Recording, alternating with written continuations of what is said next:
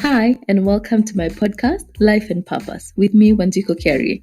In this podcast, we shall be having real conversations and stories on the journey to self discovery, evolution, learning, and personal development. Do you ever question your existence? I do, and I'd like to invite you for us to share, learn, and to live and be the best version of ourselves. So join me. Hi, and welcome to this week's episode of the Life and Purpose podcast. Today, I am hosting the amazing Shazmeen Bank, a lady who I just connected with in these streets of the internet. And our energies just seemed to match quite a bit. Shazmeen, welcome so much to the podcast. Thank you so much, Lillian. I am so happy to be here with you. Oh, you're very welcome. Please start off by introducing yourself. Who is Shazmeen? So Shazmeen is, oh wow, which is such a beautiful question. So many things. But on this kind of realm, I would say, so I'm a life coach. I'm a relationship and intimacy coach. I am currently on NRG AM's Monday morning motivation talk. And then I am on Choice Radio twice a week. And I have been doing Pulse Live Talk for coaching as well. And other than that, I am a mother of an almost 16-year-old tomorrow and a wife. Wow, so we are celebrating a birthday tomorrow. Yes. Wow. That's awesome. Thank you for that amazing introduction. I want us to delve deeper a little bit, and I want you to tell us more a little bit about yourself growing up. How was life like for you and your family?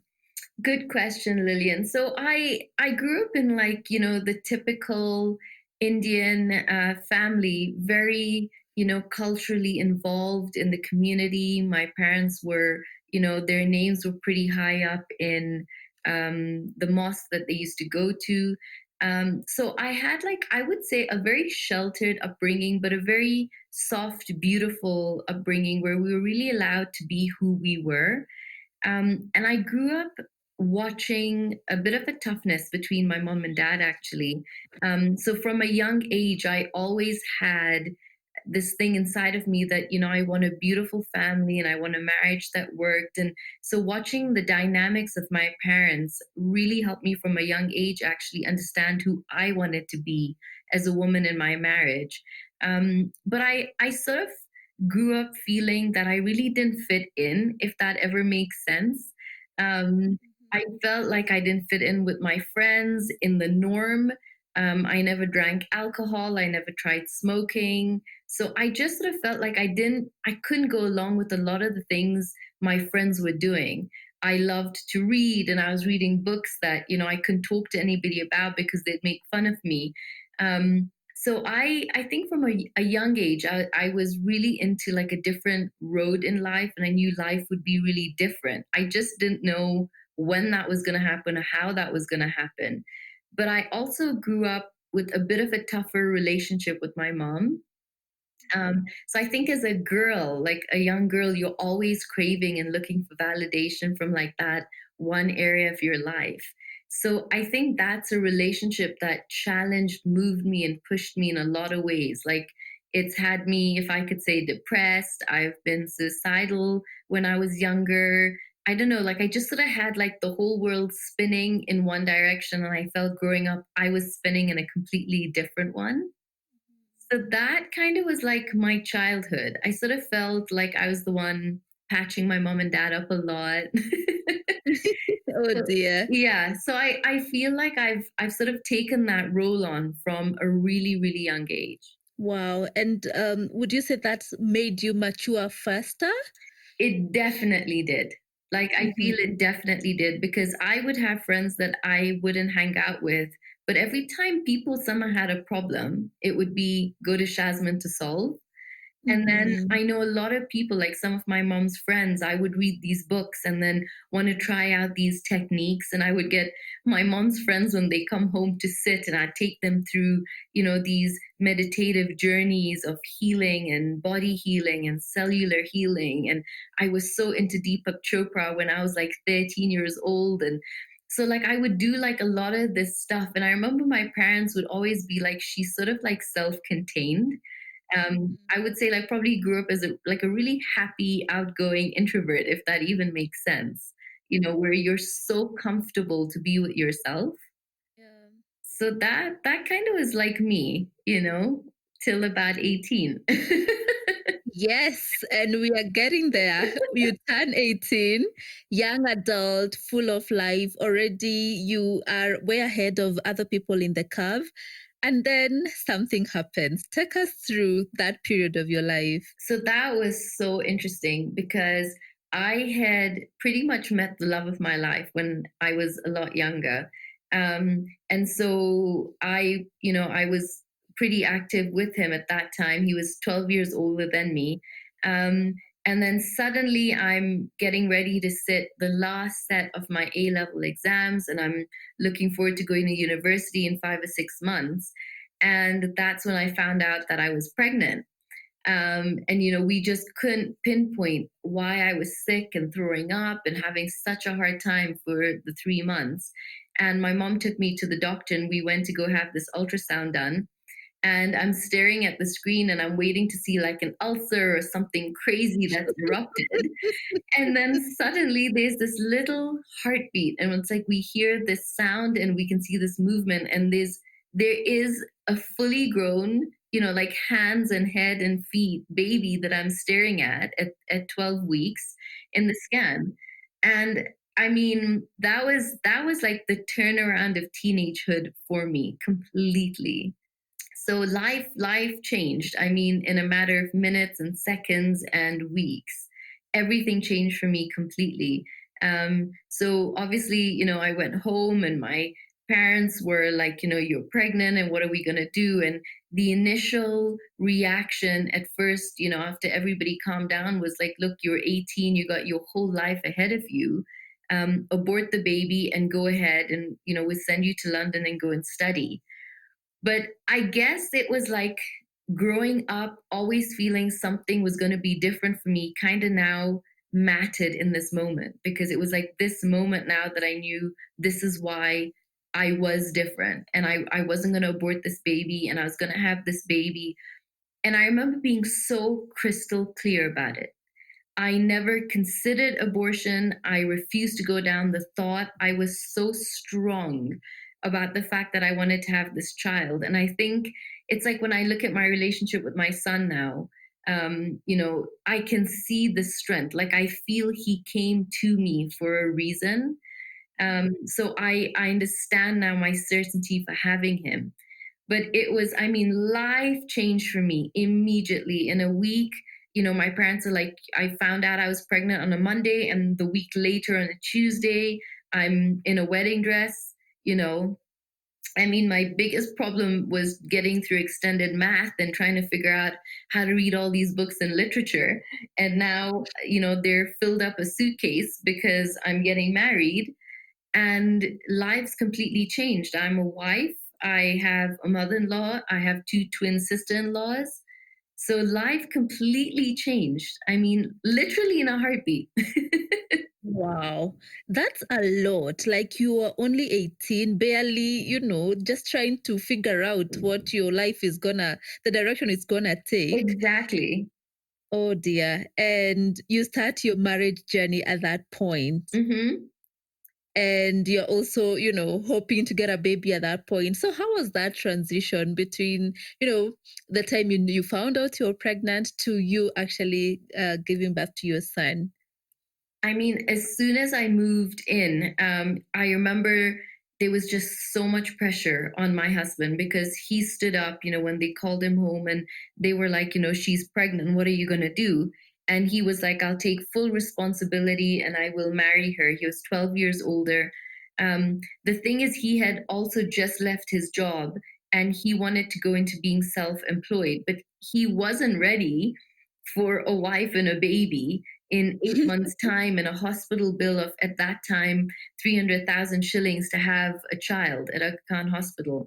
And I remember when we got married, we had $500 between the two of us. And we got a gift voucher for Nakamat for 5,000 shillings. So that was all that we had. And so I think the pressure of suddenly having to earn, because my husband's so driven, he's one of those men that, if you don't ever have to work, I never want you to work. And if you work, that is yours. My job and my mission in life is to provide and keep you happy. So that's like who he's built as. And I think that rocked him because it became the epitome of the tension between the two of us. So it Mhm. completely changed him as a man. So between getting married and giving birth, I mean, everything I knew about a beautiful fantasy of what marriage was, I was like living a complete different reality of it now. So it was really tough. It was really hard. But I was still so young, so I was so naive and so vulnerable, and I couldn't go back home because here is Shazmin, who's going to show the whole world that she can have this baby and be so strong. So I couldn't Mhm. let anybody know that a little bit of my world was crumbling. I had to be so, so strong. So, I mean, between then and giving birth, life just, I remember, was so different. I was adapting to hormonal changes and having this baby to, a new environment, a new home, new people around me. It was a bit of a culture shock. There was just so much going on for me at the same time that I don't think in those months I ever had time to even process it. Oh dear, I can imagine. Yeah. But in true Shazmeen fashion, you were able to brave it, and baby came, and you continue to bring up the baby. But over the course of your life, there has been some blows that you have come your way, and you have had some difficult moments. So tell us how some of those difficult moments and how you've managed to navigate through them and come out stronger and the positive person we are now hearing today. So that's amazing, Lillian, because I think, when I look back, I still remember. So I had a rough 5 years, but to me it was like this this we were thrust into a situation, and there was physical, emotional, mental abuse. And so when I worked up the courage at about 24 to leave, I still think up until then, I loved my husband so much, and I knew who he was not who he was, if that even makes sense. But I would say the toughest decision was having to leave at 24 because my parents were in South Africa. I've got this 4-year old. I'm not earning well. And I mean, from 18 to 24, I had been taken care of. And then from 0 to 18, I had been taken care of. So suddenly at 24, I'm like in this little apartment with my 4-year-old son, a little scared, in this unknown world. And I think that decision to leave was also one of the greatest strengths to choosing to get married and choosing to have the baby, because it was like a moment that I really stood up for me and I stood up for my son. And I stood up for more than what life was going to give me, because even at that point, I knew there's still more. Like I knew in this toughness that something has to be coming out of this. So I still remember when I would talk to a couple of my friends and tell them what's going on. I remember a lot of their comments were, but how come you're so okay? Like, how come you're not broken? How come you're not like in this place of hatred? And I think, when I look back now, I see that so much of my life has been, stemmed from God. Like I think my faith in God, it doesn't wave. So I knew always like I had the hand of God on me, and life was gonna work out for me. But even in that hard time, I never wanted to be bitter. I didn't want to be, if I could say, like watching the relationship and dynamic between my mom and dad. I didn't want to reach their age and to ever be like that emotionally. So I was always working on myself and reading these different books, no matter what I was going through. And my priority was to make sure I was like this amazing mother and strength for my son. So a really tough decision was leaving and having to suddenly figure out life all alone. And I would say now moving from a really sheltered life of people taking care of you till you're 24. So that was a very, very, very tough decision. Wow. So you moved out with your son, and of course figuring it out on your own after being sheltered for that long was not easy. Yeah. But once again, you braved it. Yes. And you really made it work for both you and your son. But then something else happened. Like you found your way back into the marriage, didn't you? I did. So for the first, I would say the first 8 months, I was just done with it being toxic because even when I left very well. But it was in the 8 months that obviously he was going through pain that I've left. I was going through pain. I was processing everything now that I had been through. And so I would say like our relationship, got a bit toxic at that time. But I still remember the night I was sitting on a sofa and I put down this Tony Robbins book and I was like, I am done because being toxic is, I had moved so out of my essence. And I was like, this is not who I am. And I don't want to Sorry. mold myself or bring patterns into my mind and my body that are not going to be me. And I remember sitting on that couch at night and I had finished this book and I was like, I'm not doing this. I'm going for a seminar. And I remember calling up my husband the next day and I was like, there's a seminar in a month and I need you to take care of our son. And he had already reached this point where he really wanted me back and he was Mhm. apologetic and he was sorry about it. And so I went for the seminar, and we had now started to talk, and we'd got past the lawyers and all that stuff that you go through. That I mean, at 24, you're doing alone and trying to figure out. And I remember going for this seminar, and I just had tears coming down my eyes because they really had a moment where they had you face someone emotionally, that had hurt you or you perceived had hurt you, because hurt is always growth.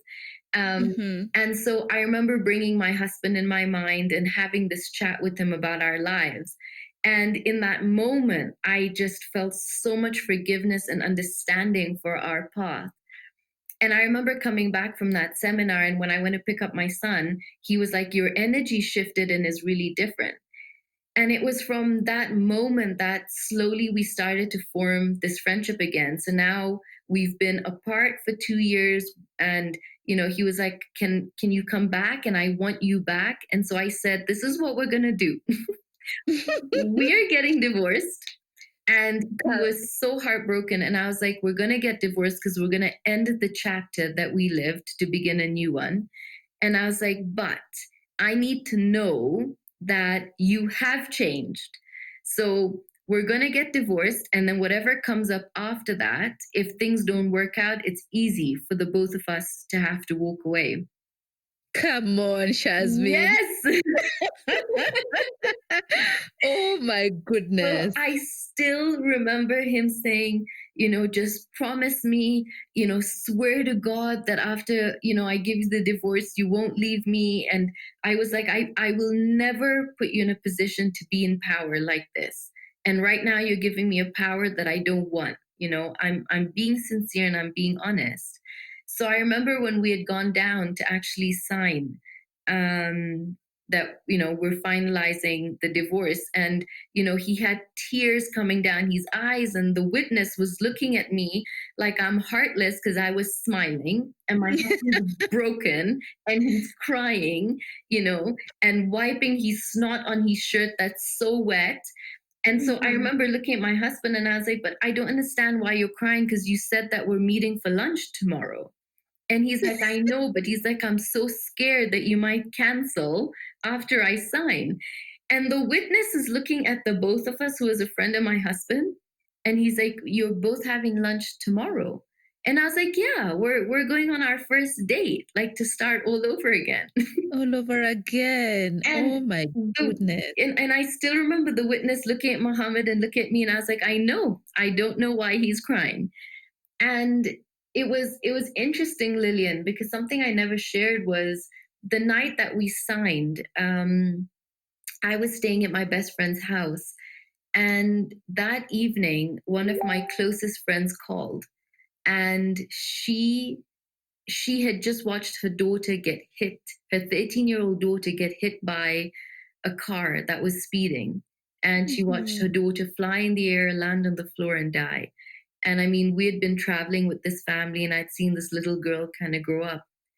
And I Mhm. remember when I met with my husband that evening, I I held on to him and I hugged him. And I'm saying husband at that time. And I remember my best friend was staring at me, wondering, "You've just got divorced. What the hell's going on?" Everyone was confused, but so much was going on. And I remember in that moment thinking how short life was, that I have this beautiful 7 year old boy. I've got a husband that loves me so much despite everything that had happened.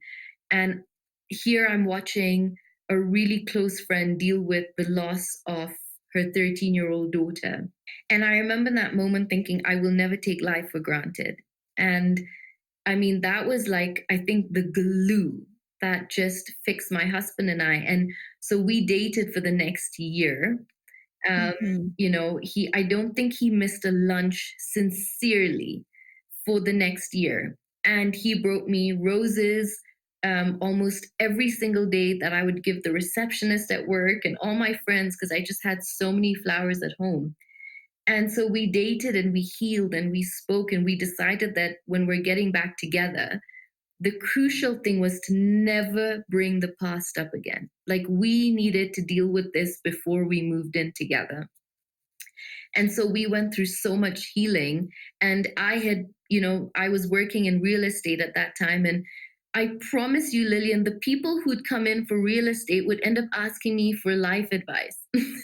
So I remember selling this property to this couple. And Mhm. they were this young, beautiful couple. And then the wife came in and they were getting divorced now. And the wife, the property was in her name and she needed me to keep it in her name. And the husband was coming in, he needed me to transfer it to his. And I couldn't do it without both of them signing for it. And I remember sitting there and, my boss is asking me, "You don't have the time for this. Like, you keep counseling people coming in, but you have a job to do." And I remember in that moment, like, I was telling my husband at that time, I was like, I need to do something else. Like, I never want another woman to feel alone. I never want another couple to reach where we did. But, we had the strength to get to the edge and come back. A lot of couples will get to the edge and they fall off. And that's when I got into life coaching and went to study. And I was like, I need to help people. And I feel like all of that growing up and 13 and reading all these different books and doing these different things kind of started to make sense now. And so, I mean, that's when my husband and I got back together.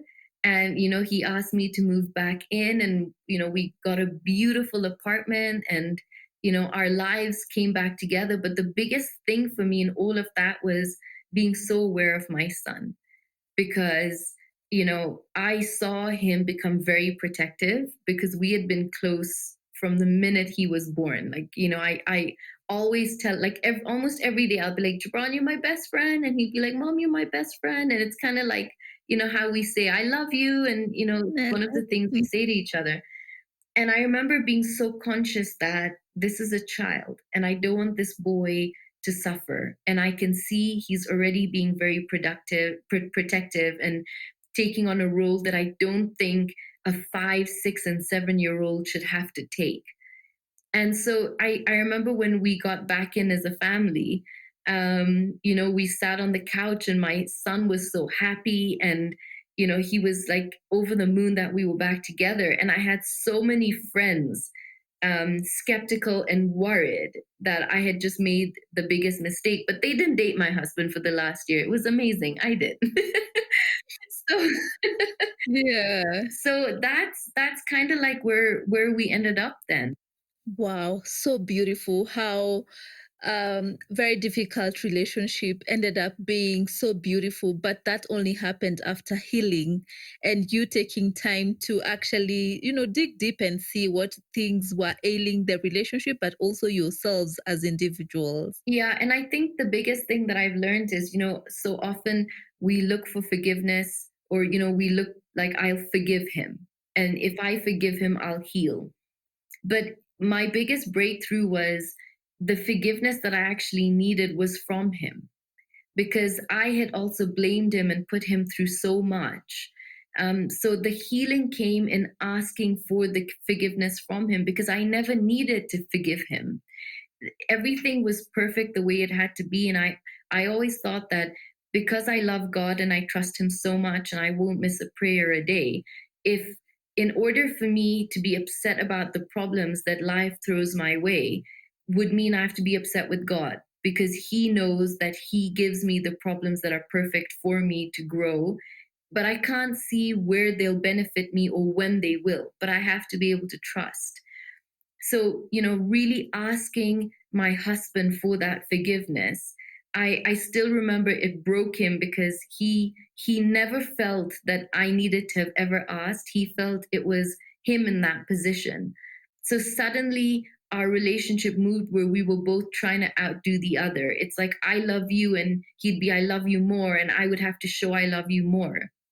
So even though we have our ups and downs in our relationships, which I wouldn't trade for anything, I think the biggest lesson is knowing that, when you commit to a relationship, there's a level of commitment, like I understand, especially the second time around. And it has to be done with so much grace and openness, because you need the grace to get you through the really hard times, and you need the openness so you guys can grow together. But like, I've seen the both of us come together, and I look at my husband so many times, Lillian. I mean, it's so funny. We cannot go an hour and a half without talking to each other. So like, even before I get on the podcast with you, I called him to say, look, I'm going to be on a podcast if I don't pick your call, because we're just so used to talking. We're so close now as a couple. So it, like, I think the growth we learned, the healing, the self healing, the self awareness, it's something that we just take for granted when we get into relationships. We take so much and we expect so much. And even though I think, it takes two people to be in a relationship, because that's the point of being in one, but there's always like a zig and a zag. There's a time when, your husband will just be exhausted and doesn't have anything to give to the relationship because of work or any other stress around him. And that's when, like, the strength of us as a woman and our feminine, beautiful energy comes in. And then there are times when you don't have much to give because life's happening to you too, or for you. And so, like, it's this beautiful, dance. And I always feel like, instead of being in a relationship that feels like a battlefield, I rather be in a relationship that feels like I'm dancing. So the tune might be off sometimes, but then there are times when it's perfect as well. Exactly. Yeah. Wow, that's just so beautiful to listen to. And I think, Shazmin, that brings me to the question on purpose. Yeah. Because you, like me, are a believer that each of us was born and are in this world for a sole purpose. What does that mean to you? I try to have guests who reconcile with that meaning, to talk to my listeners about purpose. What does that mean to you? For me, purpose is giving. It's absolute service. I think I know that life has to be given as contribution, and that's why, a lot of my services sometimes are to people who cannot afford it, and as it's absolutely free, because I feel the greatest growth and the greatest juice of life comes when you are beyond yourself. And that's when I think a lot of suffering and depression happens, is because people who feel a lot of those things, you're thinking about yourself so much. You're so in yourself and your problems in life all about you. But I feel the purpose of life is to go beyond who you are and to be able to serve humanity and people around you. And it doesn't even have to be in a coaching way, but it could be service in helping someone get a job, or helping somebody in your work environment, or whatever capacity that you're in.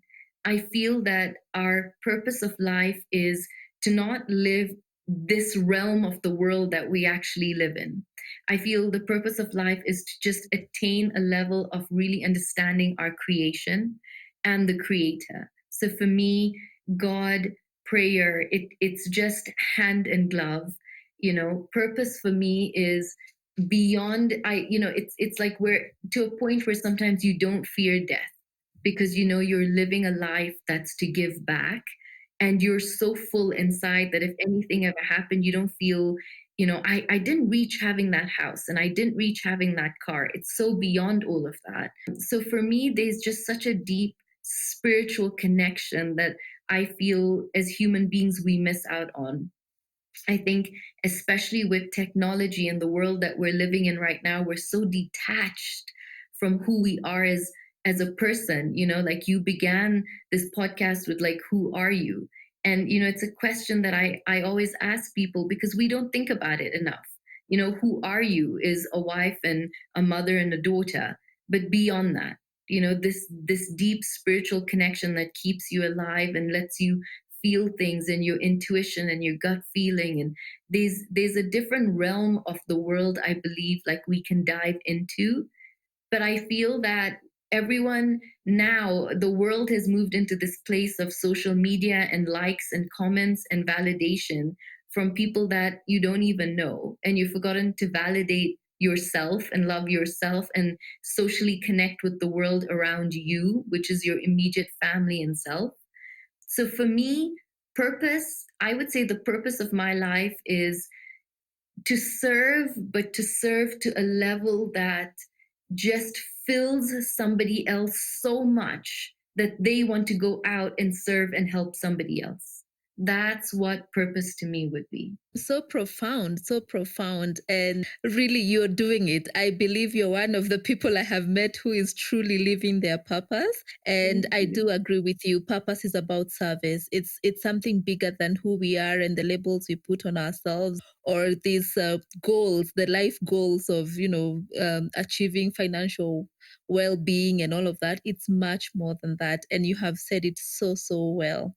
Now, we Thank haven't even talked about your podcast, Shazmeen, and you do have an amazing podcast. And the reason I'm bringing up your podcast is because, one, I would like people to definitely check it out and listen in. But thank also, you. yes, and also I was listening into one of the episodes that I really loved, yeah. And you were talking about not letting other people dim our light, right? Right. You talked about, the whole chandelier story and the layer of dust, and how, you watching it or you looking at your chandelier in your house triggered you to reflect on how, as people, we let other people's opinions just dim our light. So tell us about that. Talk to somebody who right now is feeling crippled by what other people's opinions are upon their lives, basically. The first thing I would say is that when other people's opinions can dim who you are or drown out your voice or drown out your meaning to live, I feel then you have taken away your validation of life and you have allowed someone to put an identity on you, and you stop believing that you loving yourself first is enough. You thanking yourself and saying, I forgive you and I love you is more than enough. And what we do as human beings is we go out and we need other people to sort of, tell us they love us and show us they do. And I just feel like that particular podcast was, it was so important for me because I realized that here's this absolutely gorgeous chandelier, which is who we are, and then here's this huge layer of dust, which is life on us. And I realized that when I stared at the chandelier, it's like all that needs to happen is somebody needs to come here and just dust it off. That's it. And the chandelier will shine. The light inside will be brighter because it's dimmed by the dust right now. And I remember staring at that chandelier thinking, oh my God, this is life. The chandelier is the person, the dust is life. What's inside of the person is the light that they never even know that they have, because you're so focused on seeing this dust. That's all you see. You see the irritation of life, you see the downs of life. And so part of that podcast was to be able to show people that you're all you need. You know, the light comes from inside of you, nobody puts it in you, and you nurture it or you kill it. And we forget that we're so responsible ourselves for our moods and our feelings and how we treat others, but most importantly, how we treat ourselves. And I tell some of my clients sometimes that if you lived with a roommate that put you down every day and talked bad to you and told you off and made you feel ugly and like you're not worthy, at some point you'd get rid of that roommate. But a lot of the times we forget we are the roommate and the roommate lives in our heads. The critical judgment that we have, the constant comparison that we have with social media and the world, and our immediate friends and people who are doing well. We forget to look at people who are not doing well but are still so happy. Yesterday I was walking around Kibera and I had these little children like running up, like I'm this weird species. And they would run up and then, say hi and then run away. But like in that moment, I was watching these kids, in torn clothes and no shoes, and they were laughing and they were smiling, and I was holding back tears because I said, look at happiness. You don't have to go far to feel it. You don't have to go far to see it. And here I'm looking at these kids so happy, so full in their world. And then you come into our worlds where it's constantly looking at what else other people have and how much they've achieved. And, dealing with the youth, they're always comparing themselves to others. But sometimes I say it's like when you put this mirror in front of you, you know, all you need to be able to compare yourself with is the person in the mirror. And if you like what you see, that's great. And if you don't, then you improve because that's life. But it's I feel we dim our light. We dim our own shine. We allow people to put the dust on us and we forget it's as easy as just brushing it off. So that was like the whole essence of that particular podcast, was to inspire people to see nobody can ever outshine you, because the dust is life, which is gonna fall on you, but nobody else can dust it off perfectly or better than you can. And the minute you do, imagine your soul opening up and growing. How beautiful would that be? That's very true. I think I'm into affirmations, and one of the ones that I constantly say to myself and write down is I am enough. I have to Mm, remind myself because, as you say, you are the only one responsible for either dimming your light or letting it shine. yes, So I totally agree with you. And that's you're gonna tell us about your podcast. Yes, please go ahead. that's beautiful. I love that you write that you're enough, because there's a lady I follow called Marissa Peer, and she really teaches and talks a lot about the essence of just those words. I am enough. It's not I'm perfect. It's not I'm loved. It's I'm enough. And when people really sit down to actually think about that, no matter who you are, what weight you are, what job you're in, where you are in life, you're enough, and full stop. Exactly. And full stop. I follow Marisa too, and I really love her. She's The way she amazing. says it with her very calm and very collected voice, but really, yeah, she has very valid points through and through. Yes. So, Shazmeen, Hmm. I've just been thinking about the way people will listen to this podcast and they will understand that, yes, it's important to cultivate these positive life habits like affirmations, believing in yourself, not dimming your lights. But I think one of the things that people are struggling with, and sometimes I do too, is how to maintain these positive life habits. Just to benefit from your coaching practice, how Hmm. does one cultivate positive life habits and just have them over and over sustainably, to make sure that you're not going taking 10 steps in front and then again falling back. So, such a beautiful question, Lillian. So, first of all, the 10 steps front and 10 steps back. I always draw a graph for my clients. So, let's say the graph starts right at the bottom and then you lift it up, right? Like a curve. And Mm-hmm. that's like life. So, you start at a point and you go up, and life will be at a high at that point. And then it'll probably plateau where you fall into the norm of life happening, so that's a straight line. But when it has to pick up again, you're never going back to the same spot at the bottom on the graph. you are picking up from way above, and then it'll plateau and you pick up from way above. So many people forget that we never actually go back to who we were or where we were. You're always so much better than where you began.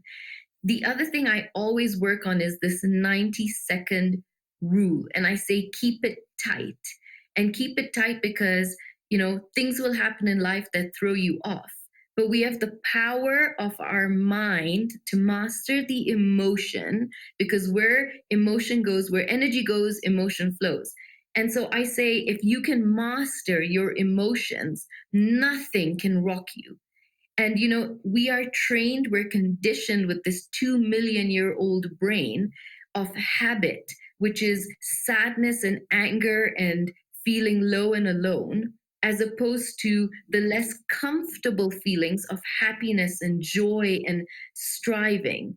So it's so much easier to be comfortable in the negative, in feeling low when life happens to you, as opposed to finding how to jump out of that. And so I say, in 90 seconds, you have 90 seconds to feel absolutely miserable about the situation you're in. And if you got to have an ugly cry, you do that in 90 seconds. But the minute 90 seconds is done, you get up and you shift your physiology, because there are three things that make up the way you feel at any given time. I call it the triad, and it's your state. So, what controls your state, whether you're happy or you're sad, will be your focus. So, the first one is focus. What are you focused on?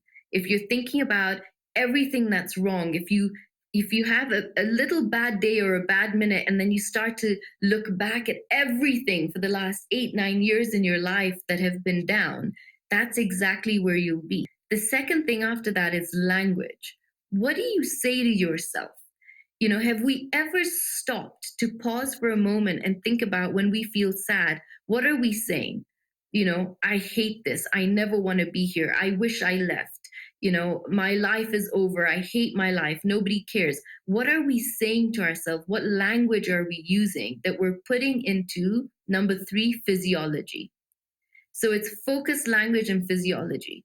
Because when you're feeling sad and down, your shoulders are down, your body's curled up, you're breathing heavy, your pupils dilate, your shoulders go all the way crunched, your body tenses. But when you can change your physiology, so the first thing to snap out of feeling low is change your position. Go for a walk, go for a jog, get out of where you're sitting. If you're in bed, stand up. If you're sitting on a chair, get up, put some music on, break the state, break the thought. The other thing is gratitude, Lillian, because it is proven scientifically that when you're in a state of gratitude, anger and fear can no longer reside. So that when you're feeling sad about something that's happened, what could you name immediately? Three things you could be so heartfelt grateful for. And why are you grateful? So it would be so easy to list, I'm grateful for my son, my husband, and my home. But why? So you go a step further in your mind into digging a habit. So you think, I'm grateful for my son because. So suddenly you move deeper into gratitude. So it's a 90-second rule. It's controlling your state, your physiology, your focus, your language, and then being grateful. Because scientists have shown that gratitude lights up part of the brain that are never lit up normally unless you're in a state of gratitude. And then it dims out the mind and the heart distance. So normally we live in our head or we live in our hearts. But what happens when you're in a state of gratitude is ECG machines actually showed that the heart and the mind, both waves, suddenly became the same. They moved at the same pace as opposed to moving at different paces. So gratitude is a huge thing. So life does get tough. It will throw us in different directions. But the minute you can list three things you're grateful for and why, you calm the body down immediately and you synchronize the mind and the heart. And from this state, whatever decision you need to make now will make sense, as opposed to an emotional negative decision that you would make otherwise. Wow, I have learned something new today. And of course, the focus, the language, the physiology you state, Yes, that is new to me. But also, I do practice gratitude, but rarely will I go the step further to ask myself why I'm grateful. exactly. Yes, And you explaining it, I now see why that is so important, because once you ask yourself why, you're digging deeper. And I'm telling you for sure, as you say, you cannot be in a stressed environment or, feeling negative when you start digging deeper to find out why you're grateful. exactly. It's so powerful and so underrated because it's so simple. People have big problems, so they want this magical big solution. And sometimes when you give them such simple ones, they think, but my problem's too big. Yeah. But it's powerful. It's extremely powerful. I do agree. I can hear how passionate you are about coaching. It's just oozing from you. So tell us, who needs coaching? What do you do? What does a coach, a strategic life, relationship, and intimacy coach do? And who are your clients basically? Oh my God, I've had so many. So I've worked with the youth and I'm working with the youth quite a bit right now. Um, so basically, why would you need a coach? It's kind of like just somebody that can align your swing perfectly, somebody that helps you make this 2 millimeter shift. It's very different from therapy, it's very different from counseling. Because coaching, I think we'll only ever spend the first session listening to what is your perceived story and why you're in pain and why you've ended up, at my services. But never again will we dive deep into a story of negativity again, so we understand exactly where you are. And then as a coach, you know immediately what you need to implement for this person to be able to change. So you can break down their life into different roles. Everyone is so different. But coaching is, having somebody by your side that can see things at such a different vantage and not giving you the answers, but helping you get there on your own so that you value it. So I've done a lot of family therapy as well. I'm very passionate about the youth because I've dealt with a lot of abused youth who've come from either the father or the mother that abused drugs or alcohol, and they feel so alone, and how to help them get through that. I'm working right now on dealing with families together as opposed to individually working together as a unit, which is going to be very beautiful. And then I have my set clientele of people that come in, that are going through a relationship problem. They're almost getting divorced. They are divorced. They're separated. They need to get back together. They don't know how to work on it. Can they ever ignite love in a relationship again? Yes, if both of you are willing to. I've worked with a lot of couples that have been in sexless marriages, husbands, boyfriends that didn't know that they've had low testosterone, working around that. They go see the doctor, reigniting passion in a very different way, with sensuality, getting people to talk very openly about sex, which is interesting that you'd be married for such a long time, but you cannot ask your partner for what it is you actually want. So I work on like so many different levels. The newest one being with Save the Children now, which is, I really want to form this beautiful mentorship for people who would never be able to afford coaching. But they can now have that access to them, and dreams and life is possible for people in that state as well. So, life coaching is for anybody looking to improve in any area of your life, because you could be great in your relationships, but maybe health is not so great, or wealth is not so great, or spiritually or mentally. So, there's always an area as human beings we're challenged in. Life's never perfect. So life coaching is like, I would say it's like just having like a golf coach, just help you with your swing a little better. So that's kind of what we do. Wow. Yeah. Amazing, amazing. This has been such an insightful conversation. I've really, really enjoyed. I have learned quite a bit.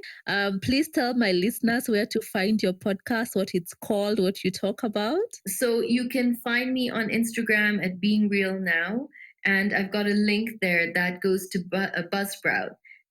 So I've got my podcast there. It's on life relationships. It's always about keeping things really real. That's what I liked about doing the podcast, was not, going diving into things that people wouldn't be able to relate to, but sort of explain things in a more digestible way. So you can find that on the Buzzsprout, which is linked to my Instagram. And that's pretty much. I just did a new one today, which is on awareness. So I'm gonna post that one soon. But yeah, it's just like this place you can just come, and there's I do a couple of them with my husband, for the relationship. So you get a man's view and a woman's view. We don't script anything at all. It's just straight from the head. So it just kind of helps other women be able to listen to a man's point of view on relationships as well, and then I do them on my own as well. Yes, and it's an amazing podcast. Please be sure to listen in and to follow Shazmeen also on her Instagram. Shazmeen, any final thoughts or words that you'd like to tell somebody who's listening to us today? Definite. To anybody listening, I would say, if you feel that you're in a place in life where you're not connecting, or life isn't going according to what you feel it should go through, even though it's happening perfectly for you, I would say one exercise I would tell you to do is put your hands on your heart, and breathe in really deeply a couple of times and center yourself, and just sort of think from this place, what is life all about for me? Who do I need to be for the most immediate people in my life? Have I been showing up for them? Have I been showing up for myself? Do I love myself enough? Self love is such a big thing. So, anybody listening, I would just tell them to just take a moment in their lives, to really give themselves a hug and thank themselves for everything that they've been through, because we just don't do that enough. And then just look at the people around you that you can show up as, their bright light, and be able to be there for them and give and serve people always beyond who you are. Wow. We are going to end it on that very high note. Thank you so much for coming on here and for sharing your wisdom, your love, your positivity. I know that this is going to be the first of many, many collaborations and engagements with you, Shazmeen. Thank you. I really appreciate. Yeah. Thank you so much. And you're such a beautiful listener. Thank you so much for having me on your podcast. I've loved it.